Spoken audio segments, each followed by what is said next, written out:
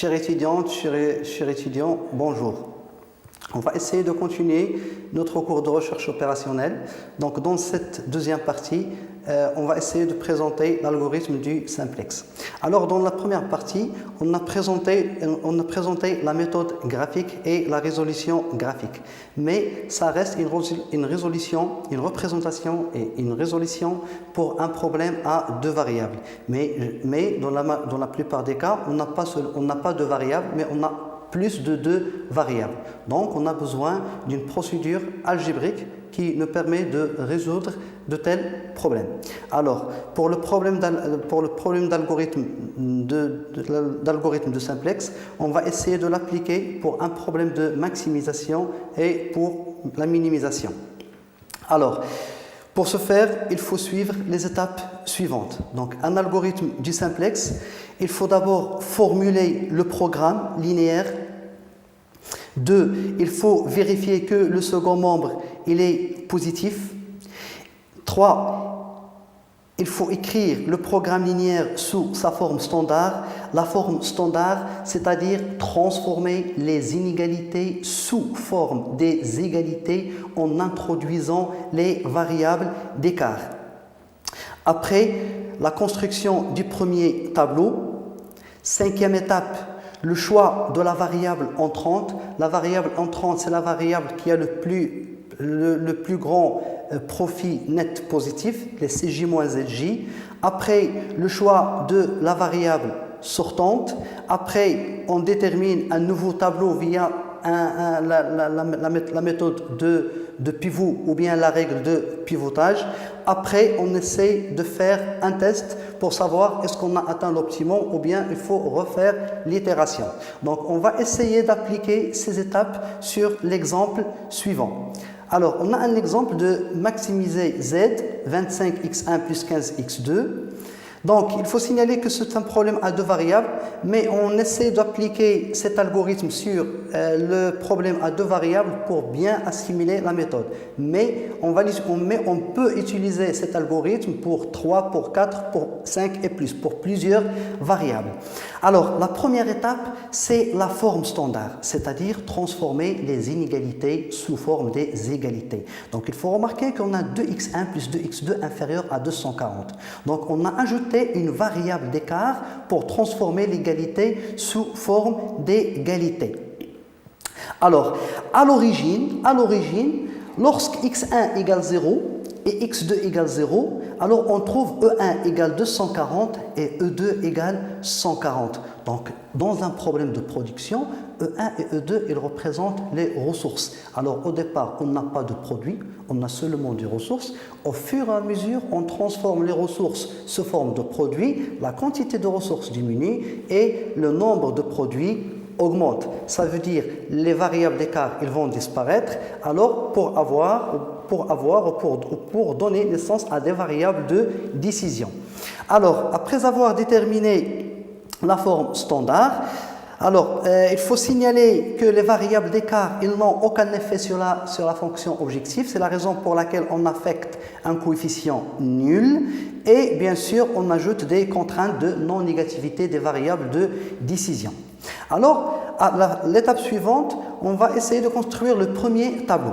Alors, le premier tableau ou bien le tableau 0, donc vous remarquez que la première ligne contient les coefficients des variables de décision ou bien de toutes les variables dans la fonction objectif. La deuxième ligne représente toutes les variables de x1 jusqu'à E2. La première colonne représente les coefficients des variables d'écart dans la fonction objectif. Et la deuxième colonne représente les variables de base. Pourquoi? Parce qu'au départ, lorsqu'on a x1 égale 0 et x2 égale 0, ces variables s'appellent des variables hors base. Par contre, lorsque E1 égale 240 et E2 égale 140, elles s'appellent des variables de base. Alors, pour la troisième et la quatrième ligne, il contient les coefficients dans les contraintes. Donc, l'étape suivante, c'est calculer ZJ. Alors, ZJ, c'est la consommation de chaque produit en matière première. Donc, comment on a rempli la cinquième ligne? Comment on a trouvé ce 0? Donc, c'est 2 fois 0 plus 3 fois 0, ça donne 0. C'est-à-dire, ZJ, c'est la multiplication des coefficients de la variable par les coefficients des variables d'écart 2 à 2. Donc la même chose ici, 2 fois 0 plus 1 fois 0, c'est 0, ça va donner la même chose. Après, on essaie de calculer CJ moins ZJ. Donc 25 moins 0, 15 moins 0, 0, 0. Ça représente concrètement le profit de chaque produit. Donc on remarque que 25 c'est normal, supérieur à 15. Donc on doit commencer par la production ou bien par l'introduction de la variable x1. Donc la variable entrante c'est x1.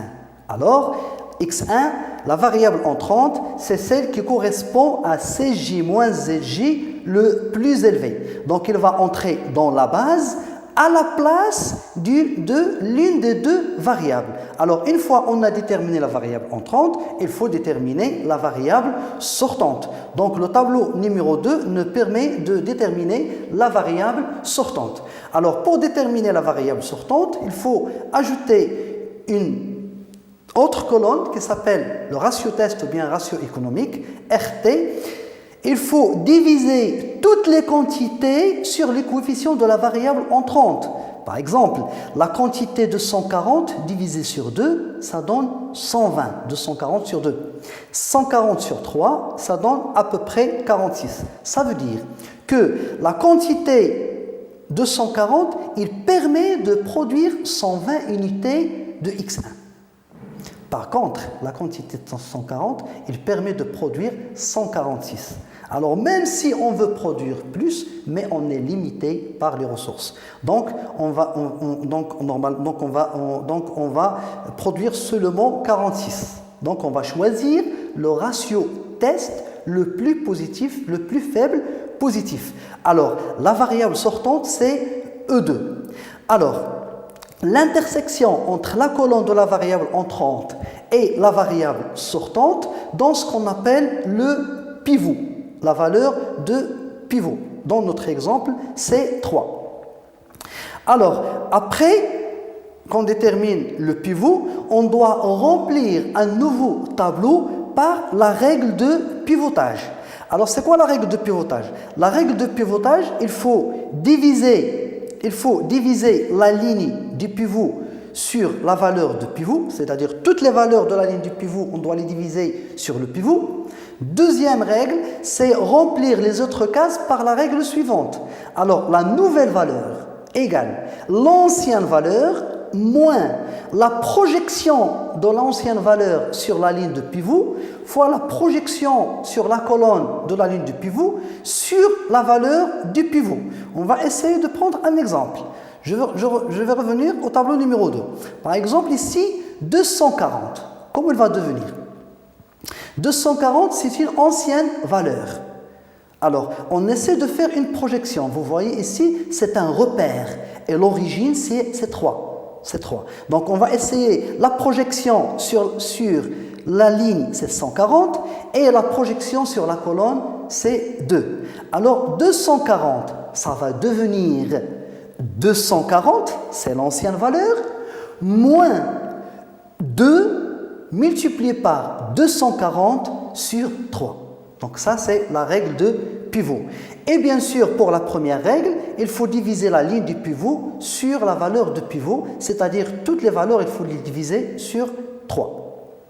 Alors, on voit clairement ici que la variable x1, elle a entré à la place de E2 avec son coefficient dans la fonction objectif, bien sûr.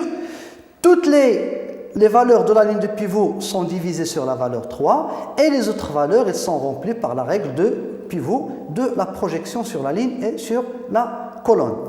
Après, on calcule à nouveau la valeur de ZJ, par exemple 0 fois 0 plus 1 multiplié par 25, ça donne 25, etc.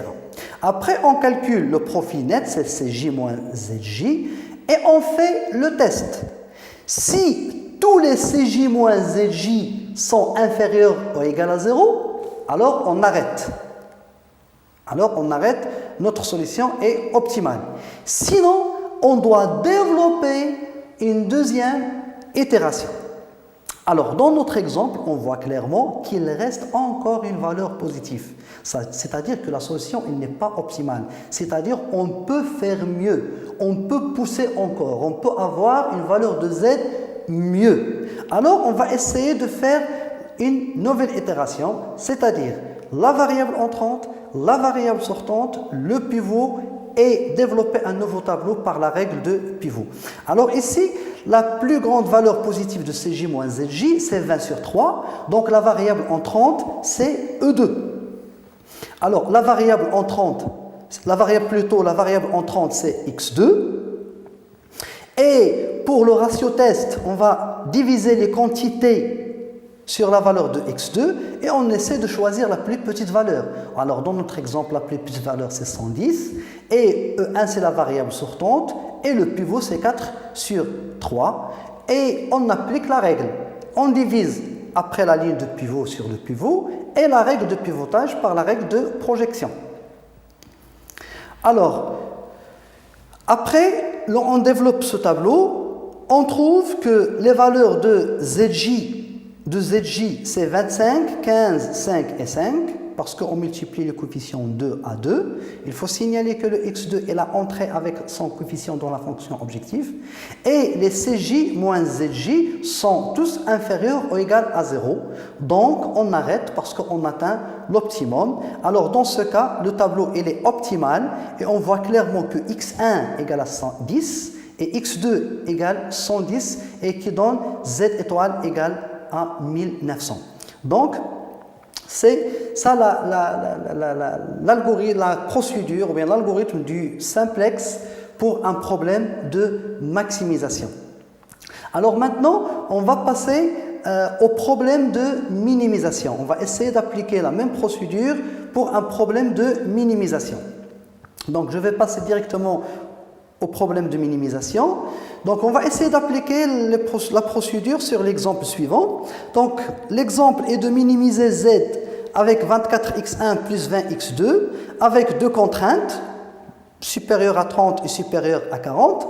Donc, la première étape, toujours, c'est transformer le programme sous sa forme standard, c'est-à-dire transformer la contrainte de supérieur en inégalité. Mais la différence ici, on ne doit pas ajouter, mais on doit retrancher. Retrancher E1 et retrancher E2. Mais il y a un problème, c'est que lorsque x1 égale 0 et x2 égale 0, on trouve E1 égale moins 30 et E2 égale moins 40, ce qui est contradictoire avec la non-négativité des variables. Donc pour résoudre ce problème, on va essayer d'introduire d'autres variables, ce qu'on appelle les variables artificielles, pour résoudre ce problème de négativité des variables. Donc, on va essayer d'ajouter des variables artificielles et on affecte à ces coefficients, à ces variables artificielles, un coefficient m qui tend vers plus l'infini, c'est-à-dire il doit être le plus grand possible pour ne pas influencer notre minimum. Alors, dans la fonction objectif, les variables d'écart, elles ont un coefficient nul. Par contre, les variables artificielles, elles ont un coefficient m qui tend vers l'infini. Bien sûr, avec toutes les variables, elles sont positives. Alors, et on passe au premier tableau. Sachant que, au départ, lorsque x1 égale 0, x2 égale 0, e1 égale 0 et e2 égale 0 aussi, on trouve le a1 égale 30 et a2 égale 40. Donc le tableau suivant est représenté de la manière suivante. Ça c'est le tableau initial, ce qu'on appelle le tableau 0. Donc au départ, x1, x2, e1 et e2, ils sont hors base. Et les variables de base, c'est a1 et a2, bien sûr avec des coefficients m dans la fonction objectif. La même chose, la deuxième ligne représente toutes les variables et la première ligne représente les coefficients et la troisième colonne représente les quantités. Donc, de la même manière, on va calculer Zj. Donc, Zj, par exemple, ici, on a 1 fois m plus 1m, ça donne 2m. Et 1 fois m plus 2m, ça donne 3m, et ainsi de suite. Alors, ici, on a inversé, c'est pas Cj moins Zj, mais ZJ moins CJ. Pourquoi? Parce que le problème de minimisation diffère du maximisation par le critère de choix de la meilleure solution. Parce que minimiser Z revient à maximiser moins Z. Donc on va essayer d'appliquer toutes les règles de maximisation et il faut inverser CJ moins ZJ par ZJ moins CJ et on applique les règles de maximisation. Alors, pour la variable entrante, on choisit la variable qui a ZJ moins CJ le plus grand positif. Alors, on a ici, puisque m il tend vers l'infini, donc on va essayer de comparer 2m et 3m. Donc, 3m est supérieur à 2m. Donc la variable entrante, c'est x2. Une fois on détermine la variable entrante, on essaie de remplir la colonne du ratio test. Alors, pour le ratio test, on divise les quantités sur la variable entrante. Alors, 30 sur 1 et 40 sur 2. Et la plus petite valeur positive, c'est 20. Et l'intersection de la ligne avec la colonne, ça donne ce qu'on appelle le pivot. Après qu'on détermine le pivot, alors on passe au dernier tableau en appliquant la règle de pivotage. C'est-à-dire, on divise la ligne de pivot sur le pivot et on remplit les autres cases par la nouvelle valeur égale l'ancienne valeur moins la projection sur la ligne fois la projection sur la colonne sur le pivot et on obtient le tableau suivant. Alors, et on essaie de faire le test. Est-ce que toutes les valeurs ZJ, je dis bien ZJ moins CJ, parce qu'il s'agit de minimisation, est-ce que toutes les valeurs elles sont inférieures ou égales à 0? Alors, on voit clairement qu'il reste encore deux valeurs positives, m sur 2 moins 14 et m sur 2 moins 10. Alors, il faut comparer les deux. On a m sur 2, m sur 2. Ici, on va retrancher 10. Ici, on va retrancher 14. Donc, m sur 2 moins 10 est plus grand que m sur 2 moins 14. Donc, la variable entrante, c'est E2.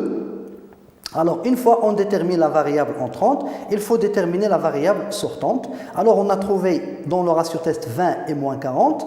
Alors, on choisit la plus petite valeur positive. Donc, la variable entrante, c'est A1. Elle va quitter la base. Elle va être remplacée par E2. Bien sûr, E2 avec son coefficient de 0. Alors, une fois on remplace E2 par A1, on essaie de compléter l'itération et développer le nouveau tableau en divisant la ligne de pivot sur le pivot, parce que dans l'exemple ici, le pivot c'est 1,5. On obtient le tableau 3, donc il faut diviser bien sûr la ligne du pivot sur le pivot et remplir les autres cases par la règle de projection des anciennes valeurs. Alors, E2, il va remplacer O1 et on obtient enfin le tableau suivant. Après, on essaie de faire le test. Alors, on voit clairement ici que toutes les valeurs elles sont inférieures ou égales à 0. Donc, notre solution est optimale. Alors, x1, il n'existe pas dans la base, donc il est nul. x2 égale 30. E1 égale 20 et E2 égale 0. Et lorsqu'on remplace ces variables dans la fonction objectif, on obtient Z étoile égale à 600. Donc c'est ça les étapes à suivre pour résoudre un problème de minimisation avec un algorithme de simplex. Et merci pour votre attention.